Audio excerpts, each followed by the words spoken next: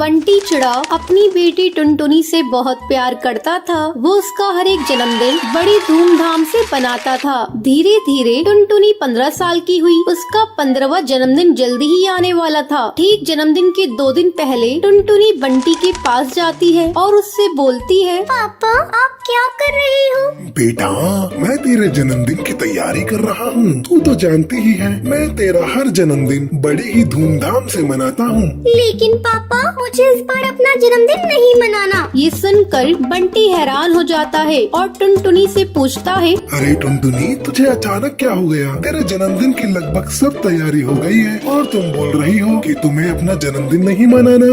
ऐसा क्यों बेटा? मुझसे कोई गलती हो गई है क्या? नहीं पापा आपसे कोई गलती नहीं हुई है। तो फिर बेटी मुझसे नाराज हो क्या? नहीं पापा मैं सारी दुनिया से नाराज हो सकती हूँ लेकिन मैं आपसे नाराज नहीं हो सकती। आप तो मेरी जिंदगी हो। मैं आपसे नाराज कैसे हो सकती हूँ? मैं तो माँ से भी ज्यादा आपसे प्यार करती हूँ। चलो अब मैं सोने जा रही हूँ। बंटी सोचने लगता है, कुछ तो बात है, टुनटुनी को कुछ तो हुआ है, वरना वो अपना जन्मदिन मनाने से मना नहीं करती। उसके चेहरे को देखकर लग रहा था जैसे उसके मन में कुछ चल रहा हो। खैर अभी तो वो कुछ नहीं बताएगी। जन्मदिन वाले दिन टूनी टुनटुनी के पास जाती है। बेटा तुम्हें क्या हुआ है? तुम क्यों अपना जन्मदिन नहीं मनाओगी? मुझे कुछ नहीं हुआ है। मैंने एक बार कह दिया ना मैं अपना जन्मदिन नहीं मनाऊंगी तो नहीं मनाऊंगी। अब जाओ तुम यहाँ से, मुझे सोने दो। ठीक है बेटा मत बता। अगर तुम मुझे अपने मन की बात बता देती तो तुम्हारा जी हल्का हो जाता। माँ तुम जाओ यहाँ से, मुझे सोने दो।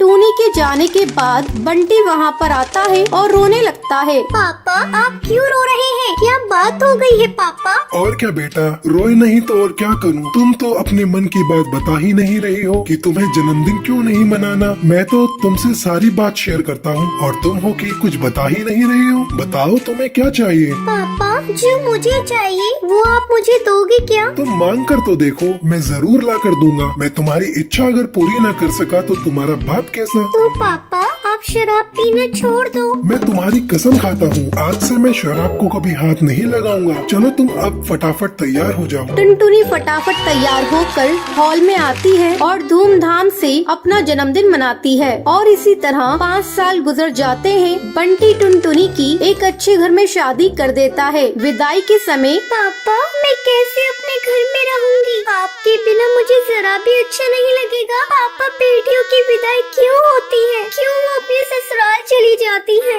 बेटी यही दुनिया की रीत है, एक न एक दिन बेटियों को अपने ससुराल जाना होता है। बेटा मत रो बेटा, तेरा मेकअप खराब हो जाएगा और तबीयत भी। तेरे माँ बाप के साथ इतना ही समय लिखा था, अब तू अपने पति के साथ खुशी खुशी जा। बेटा मोंटू मैंने अपनी बेटी को बड़े ही नाजों से पाला है। मेरी फूल सी बच्ची को खुश रखना। अगर इससे भूल से गलती हो जाए तो इसे माफ कर देना। मैंने अपनी बेटी को सब कुछ सिखा दिया है। ये बड़ी ही समझदार है। माँ जी अब आप इसकी चिंता बिल्कुल छोड़ दीजिए। मैं इसका ध्यान अपनी जान से भी ज्यादा रखूंगा। अगर इससे कुछ गलती हो गई तो मैं नजरअंदाज कर दूंगा।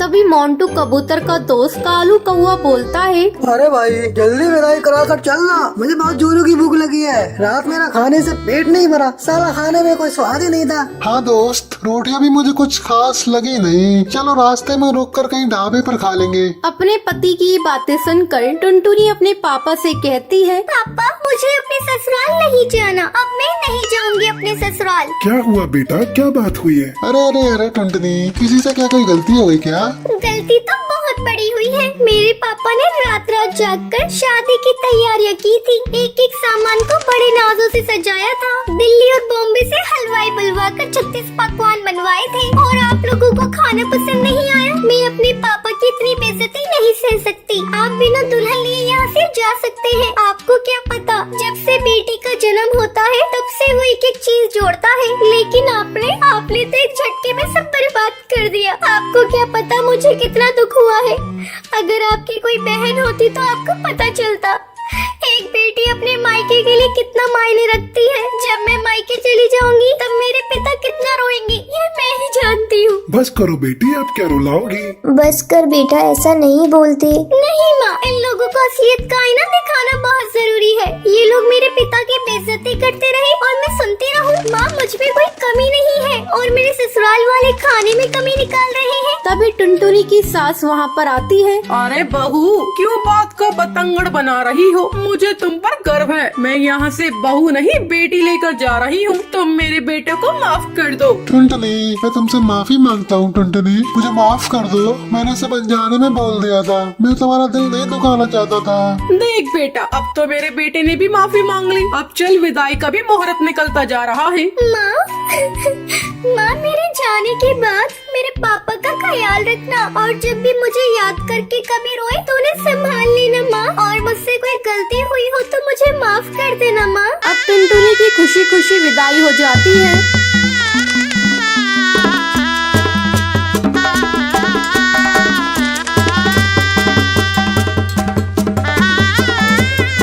टुनटुनी के चले जाने के बाद बंटी चिड़ा टूनी से कहता है, बेटियां कब बड़ी हो जाती हैं पता ही नहीं चलता। हाँ जी, देखिए ना, टुनटुनी के चले जाने के बाद पूरा घर सोना पड़ा है। लेकिन उन्हें एक बात की तसल्ली थी, टुनटुनी का ससुराल बहुत अच्छा था। तो ये थी आज की कहानी। क्या आपको पता है टुनटुनी अपना जन्मदिन क्यों नहीं मना रही थी? अगर आपको पता है तो आप हमें कमेंट करके जरूर बताएं। अगर आपको ये वीडियो पसंद आई हो तो लाइक, और ऐसी कहानियाँ देखने के लिए मेरे चैनल को सब्सक्राइब।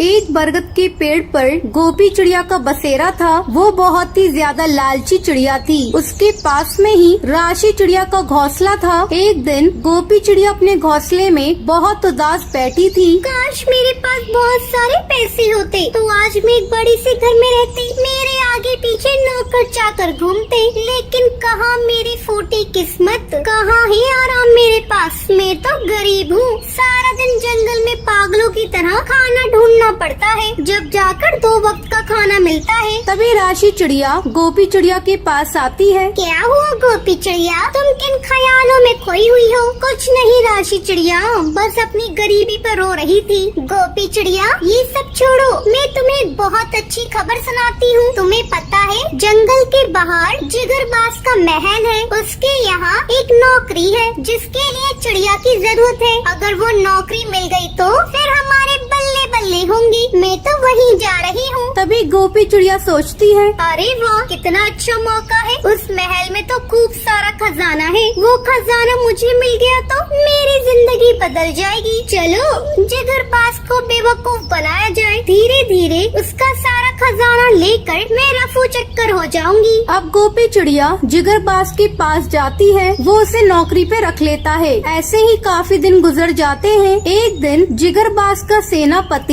अहम कौआ उससे कहता है, मालिक, खजाना महल में लाना है। उसके लिए मुझे कुछ सिपाहियों की जरूरत थी। आप बताइए मैं किसे लेकर जाऊं? अहम कौए, तुम गोपी चिड़िया को अपने साथ ले जाओ। मालिक, वो अभी अभी नई आई है। उस पर भरोसा करना ठीक नहीं होगा। नहीं अहम कौए, मुझे इस पर पूरा विश्वास है। तुम उसे अपने साथ ले जाओ। अहम कौआ अपने साथ गोपी चिड़िया को खजाना लेने के लिए ले जाता है। बहुत सारा खजाना देखकर गोपी चिड़िया की आंखें फटी की फटी रह जाती हैं। अहम कौए, कितना सारा खजाना है, ये तो मजा ही आ गया। गोपी चिड़िया, इसे हिफाजत से जिगरबाज तक पहुंचाना है, वरना वो हमें छोड़ेगा नहीं। अब गोपी चिड़िया और अहम कौआ खजाना लेकर महल जा रहे होते हैं। हाँ, अहम कौए, मैं बहुत थक गई हूँ। थोड़ी देर हम आराम कर लेते हैं। गोपी चिड़िया और अहम कौआ पेड़ के नीचे आराम करते हैं। अहम कौआ वहीं सो जाता है। फिर गोपी चिड़िया बड़ी चालाकी से सारा खजाना लेकर मिट्टी के नीचे छुपा देती है और वो जिगरबाज के पास जाती है। गोपी चिड़िया, हमारा खजाना कहाँ है? और अहम कौआ वो नहीं आया? मालिक, अहम कौआ धोखेबाज निकला। वो आपका सारा खजाना चोरी करके ले गया। क्या?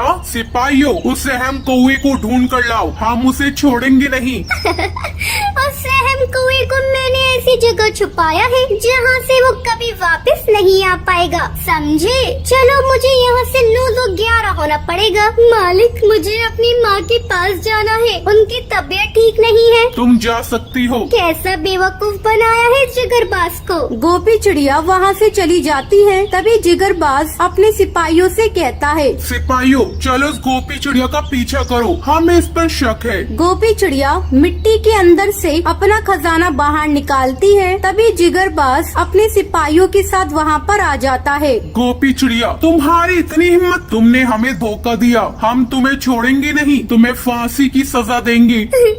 जिगरबाज, मुझे माफ कर दो, मुझे जाने दो, मुझसे बहुत बड़ी गलती हो गई। जिगरबाज गोपी चिड़िया की एक भी नहीं सुनता है और उसे फांसी पर लटका देता है। गोपी चिड़िया को उसके किए की सजा मिल जाती है। तो ये थी आज की कहानी। क्या आपको पता है गोपी चिड़िया को नौकरी के बारे में कौन बताता है? अगर आपको पता है तो आप हमें कमेंट करके जरूर बताएं। अगर आपको ये वीडियो पसंद आई हो तो इसे लाइक और ऐसी कहानियाँ देखने के लिए मेरे चैनल को सब्सक्राइब करना न भूलें।